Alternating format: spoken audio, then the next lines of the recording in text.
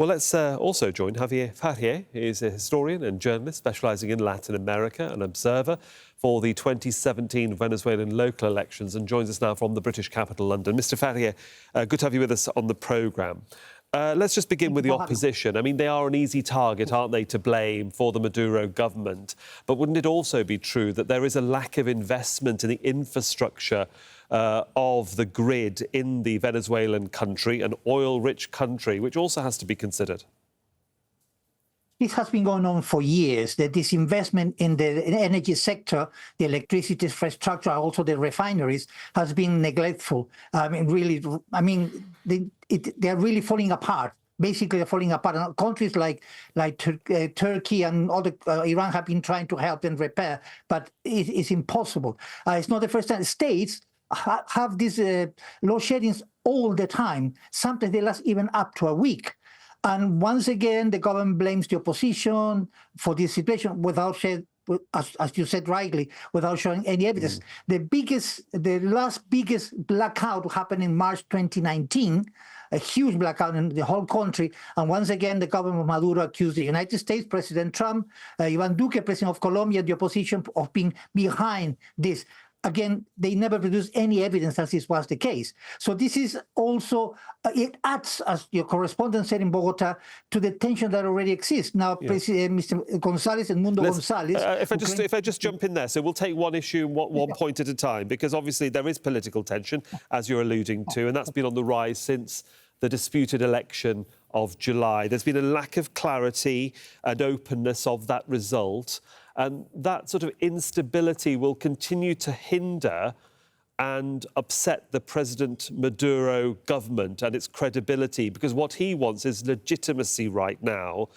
And it's up to really the Election Commission, is it not, to publish those final tallies? Do you think that's ever going to happen?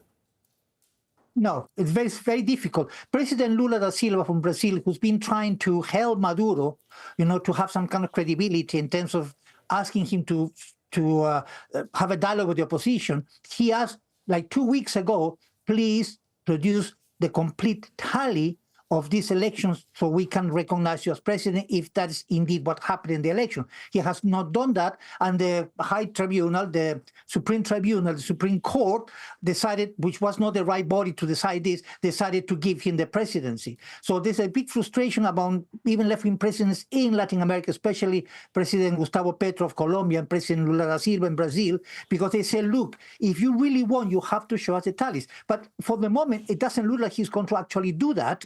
He thinks that he's the legitimate president. Now, Lula has been very clear. He said today, we do not recognize President Maduro's victory. He has not recognized Mr. Edmundo González as the elected president. We have to be very clear about that. And he's opposed any kind of sanction, which the United States have been reluctant to impose on Maduro. So at the moment, basically the position of countries in Latin America, apart from some who have already condemned and declared Mr. González as president, they say, look, for as long as you do not show us the tallies, the full report of the election under international independent supervision, we will not recognize your government. But they still don't recognize Edmundo González as president either. No, of course, while this controversy continues, one wonders what's actually going to happen to Edmundo González, the opposition leader and the former candidate, along with Maria Corina Machado. Obviously under investigation, according to the Maduro government, for incitement and other crimes by the Attorney General. Are we looking at more political instability? Are we looking more at a witch hunt? Or could there possibly be more public discontent if the public don't get what they want? Because at the moment, those demonstrations have been very peaceful. Yes, well, this is extremely interesting, a very important question indeed.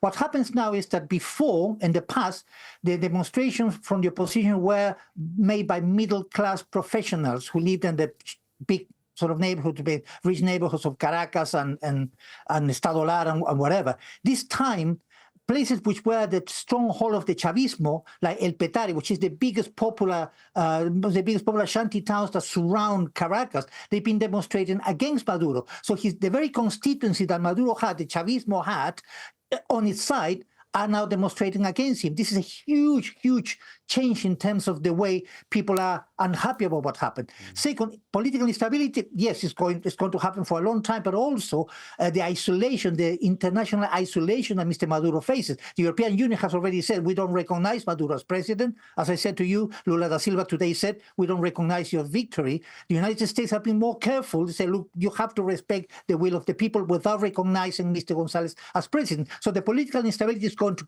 continue. The witch hunt is going to continue. As your correspondent said, he refused to turn up, to talk to the prosecutor for the third time. He might be arrested. There's a lot of charges that they want to put on him. The publication of the tallies, what they call usurpation of function. That means that he declared himself president, and also association to commit crimes. I mean, absurd accusations. So if he's arrested, that's going to create more tension in Venezuela. Indeed. A lot of moving parts, certainly in Venezuela for the moment. Javier Farje, thanks for joining us from London, sir, for your insight. My pleasure.